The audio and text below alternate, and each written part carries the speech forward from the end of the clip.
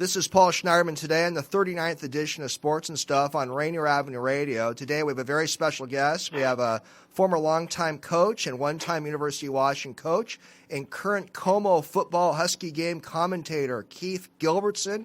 Coach, I'm going to give you a little more of an introduction in a minute. First of all, a couple of housekeeping things. I have Daniel Bellis today as my production engineer. I want to mention there's a lot of good things going on at Rainier Avenue Radio. We're an online station based in Seattle. Our sports department has Rick Dupree's great show, One-on-One with Dupe. Granville Emerson and Renault Laurent host a show, Lidline Sports. Mazida Marari is a host of Seattle Sports Weekly. Mark Bryant has a fitness show. Pat McCarthy hosts a show on the Seattle Metro Conference. Well, Coach, I'm going to give you a little more of an introduction. I'm going to start firing off some questions. Mr. Gilbertson served as University of Idaho coach. He also was a UW coach in 2003 and 2004. Keith Gilbertson was a UC Berkeley coach for several years in the 90s. Took the Bears to a bowl game once. Keith also had several stints as a UW assistant coach. He was at Utah State, an assistant coach for the Seahawks, a couple different stints. Worked as a scout. I'm also going to ask you, Coach, about your USFL years. You worked for the LA Express of the now defunct United States Football League at one time. This is just great to have you on, Coach. Where Huskies are having their first bowl game in 18 years. I really wanted to try to get a major Husky figure on before this year's Rose Bowl game, and we're not going to get into everything, but I think we're going to have a fun 27-minute conversation. Coach Keith Gilbertson, thank you for coming on Sports and Stuff on Rainier Avenue Radio. Well, you're welcome. Nice to be with you. Likewise. Well, Coach, we had a chance to meet briefly.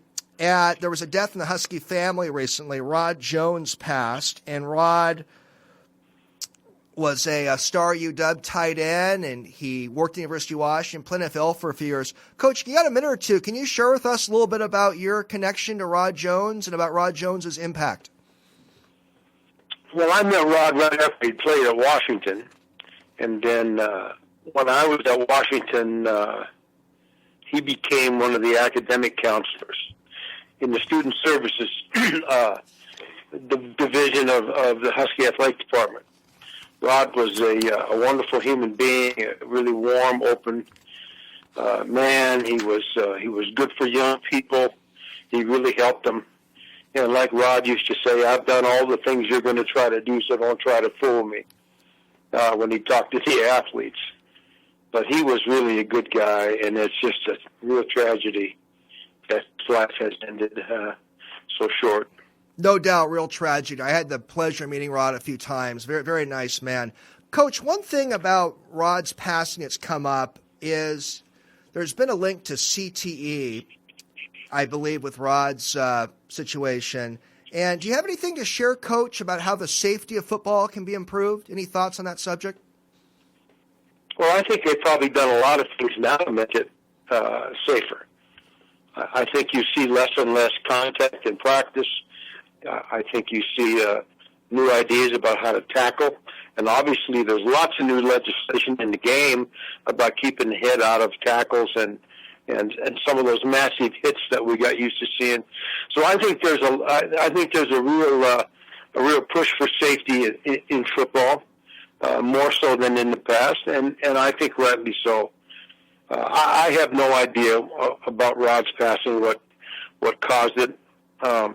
So I don't want to speculate. I don't know. You won't know for months until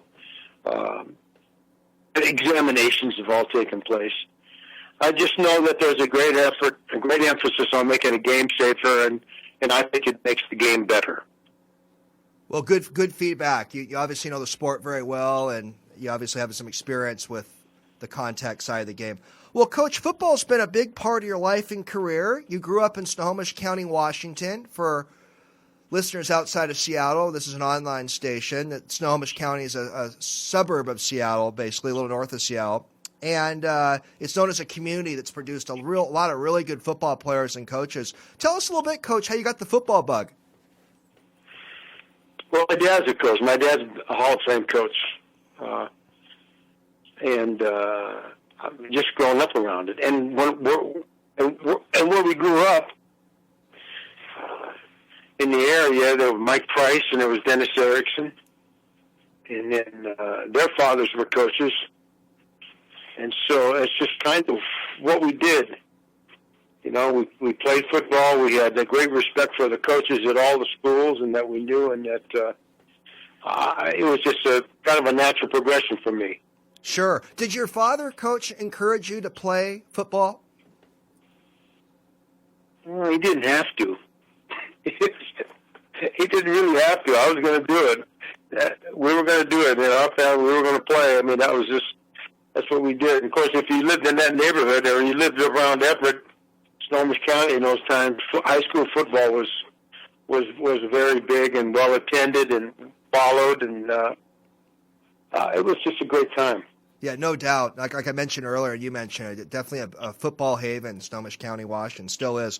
Well, Coach, you played college football at a couple schools. I'm going to make sure I have the schools right. You played at Central Washington, I believe, Columbia Basin, and University of Hawaii, which I didn't know until I did a little pre-show research. Yeah, that's true. In fact, the Hawaii team comes in, I think, next year to open the season against the Huskies. That's right. That's right. How were those college football years at those respective schools?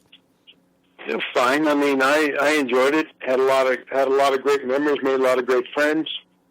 And one coach in particular at the University of Hawaii made me want to coach even more after I got around him. He was a great motivator and a teacher and a position coach. So his name was Larry Price, and he had a lot to do with me wanting to become a college football coach. Larry Price then played a role in your decision to go in the coaching world then. A big impact on me. Yeah, interesting. It's interesting to hear about that background. This is Paul Schneiderman, host of Sports and Stuff on Rainier Avenue Radio with Keith Gilbertson. Coach, you've been both an assistant and a head coach. You obviously have some perspectives. Do you think of the head coach position as more that of a leader than a manager? And do you think of the assistant coaches as more managers and teachers and leaders? Give me a little feedback on that. Well, maybe the dynamic is changing these days with what's demanded of you in each one of those jobs. I think the head coach has to be a little bit more of a CEO, and one of the things you have to do is maybe divorce yourself from one side of the ball or the other. Most of the time, you get those jobs because you've been successful as a coordinator in offense or defense. So when you become the head coach, you've kind of just got to kind of stay neutral to both sides and put your 2 cents in. But you got to let people do their job. Where my years as a coordinator are really my favorite time as in coaching, and I just enjoyed the teaching aspect. I enjoyed designing offense and teaching offense and calling offense. Offense to me was really how I made my niche and what I really enjoyed. And there were times when I had the head coaching jobs that I wished I was still just the coordinator. Well, you brought something up here in the way you answered my last question, and it's sort of a segue to my next question here. And I know that a lot of coaches aspire to be head coaches, whether at the high school, college, or pro levels, as you know. But being a head coach, one can definitely be kind of a target. Do you think on some levels being an assistant coach or a coordinator can be more enjoyable and fulfilling than being a head coach?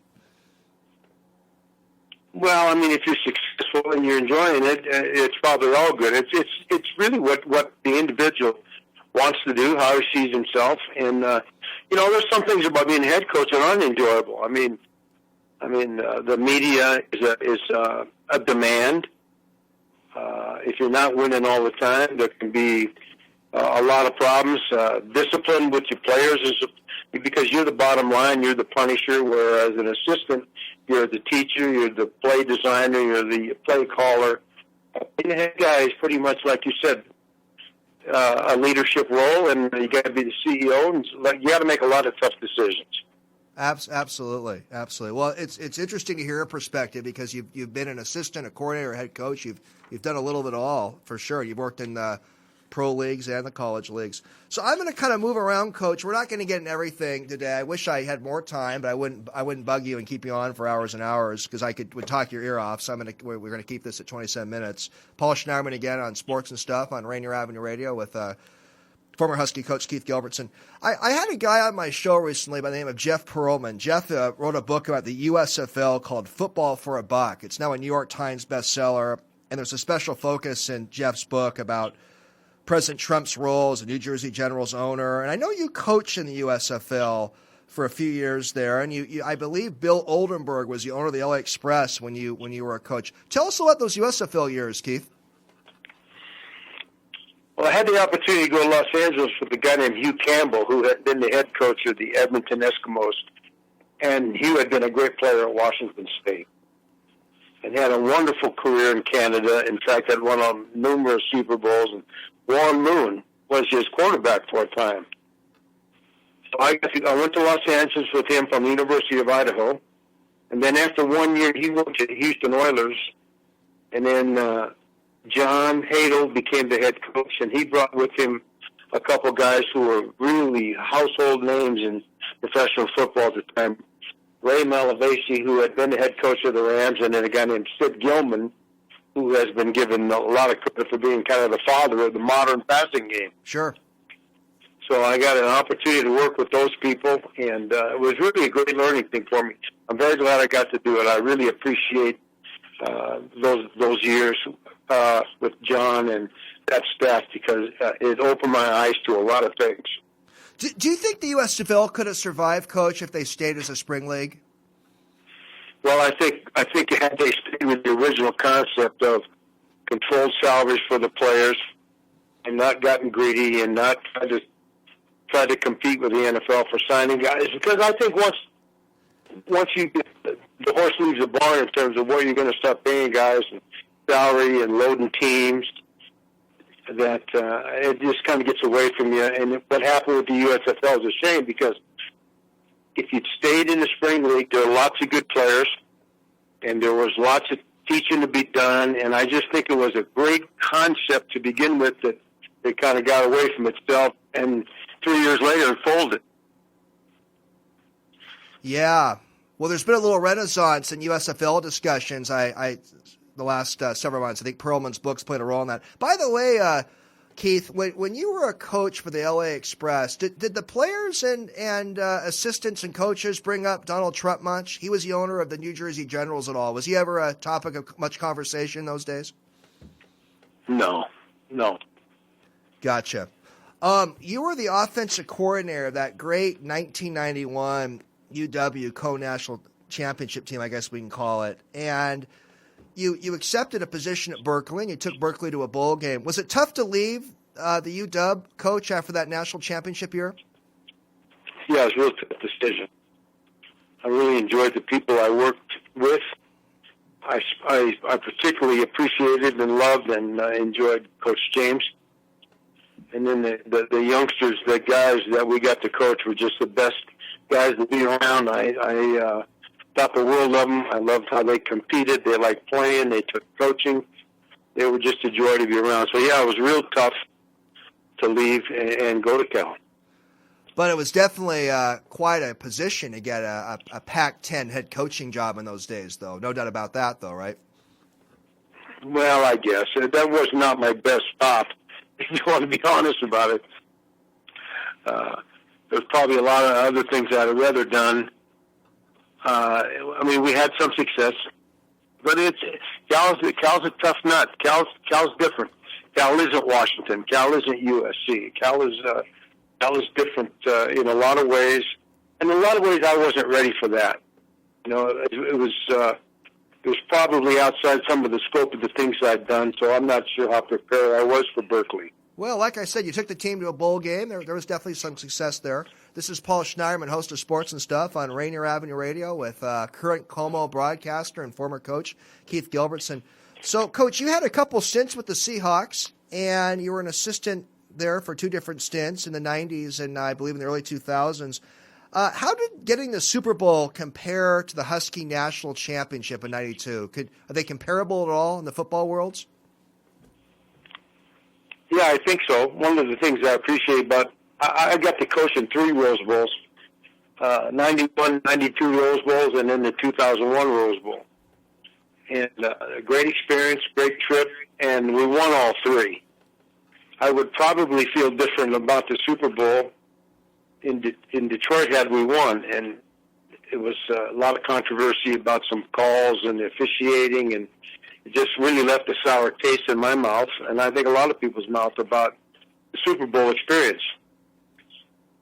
Yeah, that 2006 game. Remember it well, Coach. There was definitely some very controversial calls in that game. You were the coach at the University of Washington for a couple of years, 2003 and 2004, and I'll tell you something. The general consensus I get in the Husky Nation is that you're a really good guy, good coach, and you kind of took over a tough situation. Coach Neuheisel had been dismissed, and he had a lawsuit going on. Looking back, Coach, at those 2 years, were some of those off-the-field issues, were they distracting what was going on the field at all? Incredible. I mean, you're not gonna take over any position with that much controversy and chaos swirling around. And just in those times, not only did they make a coaching change, but there were 3 athletic directors in about a 7-month period and 2 university presidents. So you're just not going to keep everybody happy. You're not going to be on the same page with all those different bosses. And, of course, when you have to recruit and attract people to your program, the other schools are just going to use all that controversy and chaos against you. So I only was there for 1 recruiting class, and there were some good players in it, but at the same time, everybody knew I had a really short contract. And when they asked me to take the job in August of 2003, they kind of made it known that, well, this probably won't be for very long. Well, I got all that, you know. Yeah, no, like I mentioned earlier, that was just the overwhelming consensus as you took over a really tough situation. I'll move on from that era, but real quickly, Coach, Coach Neuheisel had a suit going on against UW. There was a settlement during the trial in 2005.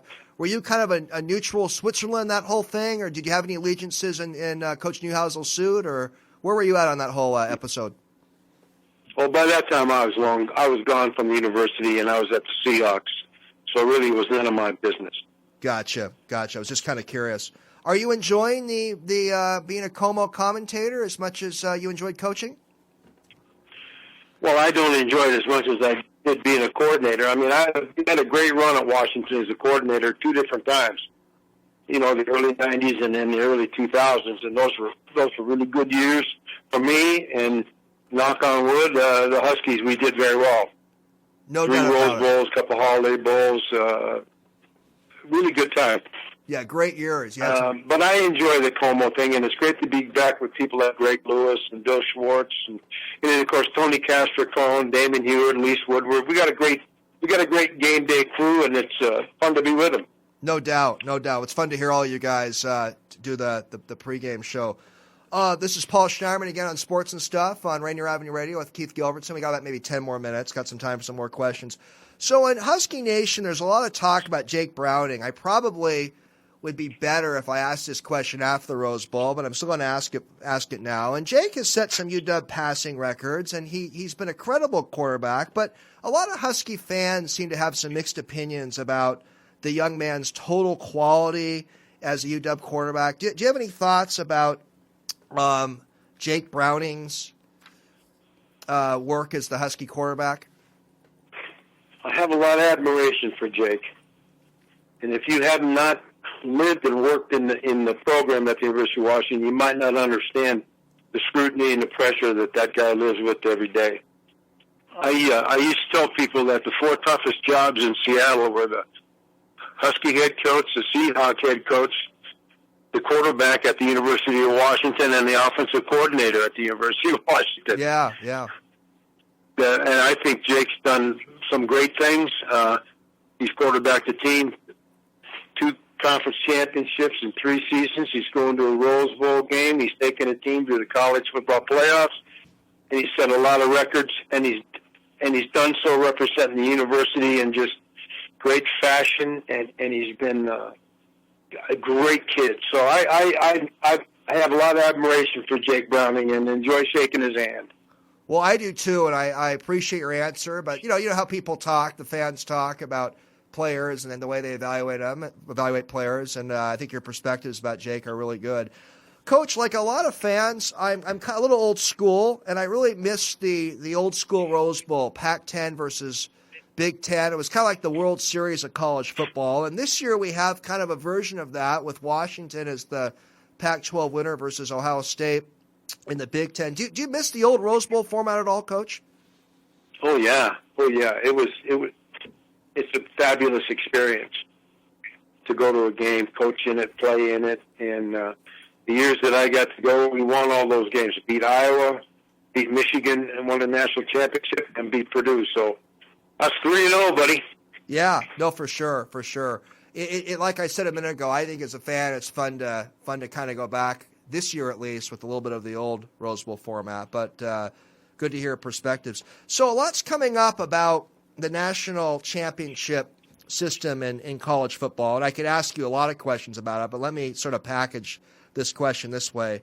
So you have Central Florida. They won about 25 straight games, but they're not going to qualify to play for the NCAA football national championship. Unlike college basketball, where all sorts of schools that no one's ever really heard of end up having a chance to play in the March Madness tournament.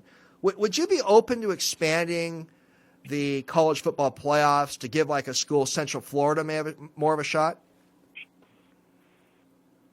Oh, I don't know. I'll be honest with you. I'm not a guy that – I don't think that more is always better. And this year, I think there's two clear-cut top two teams in Clemson and Alabama that have distanced themselves from, Oklahoma, Notre Dame, Washington, USC, Central Florida. I think those two have shown that they're the two best far and away. Now, but at the same time, if you're going to have a playoff, I don't know how the Big Ten champion and the Pac-12 champion doesn't get in a playoff. So somewhere along the line, we got to come to grips with everybody's involved and everybody gets a chance. It's worthy or you don't. You don't mind the current sort of Final Four system then right now? Yeah, I'm not a big fan of it. Either you go to 8 and you get every conference champion involved in it and one at large, which issue would obviously be Central Florida. Then all the major conferences are represented, or you just go back and find the top two like the old BCS formula and let them play it off after the bowl games. Coach, let me throw out one more idea. I saw one commentator, he mentioned the idea of taking the top 6 and giving the top 2 a bye. Would you be open to something like that? No. Okay. No. I'll tell you why I don't like that. Because you've got so many conferences now that don't play the same amount of conference games as other conferences. The Pac-12 out here, everybody out here has to play 9. Southeast Conference plays 8. The Big Ten plays 8. And their non-conference team, they seem to go on for months, and they don't play anybody. So I think if you're going to get in, you got to play. Gotcha. You have a lot of insights. Well, right now the Pac-10 conference is coming under some scrutiny. There's a lot of, I know some Washington State people are upset that Washington State didn't get an invitation to play in a New Year's bowl game this year. There's a little debate on that going on. Any thoughts in general right now on the quality of the Pac-12 conference for football? One, I think Washington State people have a right to be upset in that they don't get invited to a New Year's Six game, but Texas, I think, with 5 losses or 4 losses, gets in a New Year's Six game. So that doesn't make any sense. It's probably to anybody. But the league's got some work to do. You went 1-8 last year in bowl games. You're already 0-1 this year with a loss to Mountain West champion Fresno, who, by the way, is a very good team, and Jeff Tedford is a great football coach. But the league's got some work to do, and you've got, I think, 6 more bowl games or 7 more bowl games to show what you got. Yeah, well, that's a feeling a lot of people have, that the Pac-12 conference, maybe compared to some other power conferences, is maybe a little behind right now. What was the teaching part? Was that the favorite part of coaching for you? Well, part of it. I mean, you enjoy the young guys you coach. I enjoyed designing offense and coaching it, teaching it, calling it on Saturdays. I enjoyed that part of my career very much. Yeah, I bet. You worked, I know, with Mike Holmgren and Don James and Dennis Erickson. What are some things you learned from those particular coaches I just mentioned? Well, you take something different from everybody. Dennis was the first coach I'd worked with and for that was really instrumental in the passing game, kind of on the cutting edge of the college passing game. When we went to Idaho, and we did a lot of great things, and Idaho had a great football program and enjoyed a lot of wins for a lot of years. Don James was just the master. I mean, and Don James did so much for my career, got me started, gave me my first opportunities, invited me back, and gave me a chance to coordinate and put my offense in and be a part of those great teams. And, of course, the great defenses, the Jim Lambright defenses, and so many good players. And then at a time when I didn't know what I was going to do, Mike Holmgren gave me a chance to come back to the Seahawks second time. And like I told Mike, I said he was like an oasis. I was out in the desert, didn't have anywhere to go, and all of a sudden there was Coach Holmgren saying, "Hey, we got a spot for you." I owe Mike Holmgren a lot, and I really expanded my knowledge and my ideas in the passing game being around Mike Holmgren, because he's a unique offensive thinking guy, and he really is cutting edge, and has a great eye for players, has just a great way of teaching and running this program. So I had nothing but great times with Mike Holmgren. I thought he was unique, and I was real thankful I got to be with him. Well, great coaches you brought up. Well, Coach Gilbertson, we're winding down. I think we got less than 30 seconds left. What does the future hold for Keith Gilbertson? Well, I don't know. I mean, I probably stopped coaching before I thought I would. I'm 70 now, so probably everybody thinks I'm too old, don't know the handshakes, can't get up and down there out of the press box anymore. So who knows? I've enjoyed the radio part of it, but I miss coaching, but I still enjoy the game. Well, Coach, thank you so much for coming on Sports and Stuff. Merry Christmas, Happy Holidays. Let's stay in touch. Yeah, same to you, and I enjoyed it. Thank you. Thank you, Coach. Bye-bye.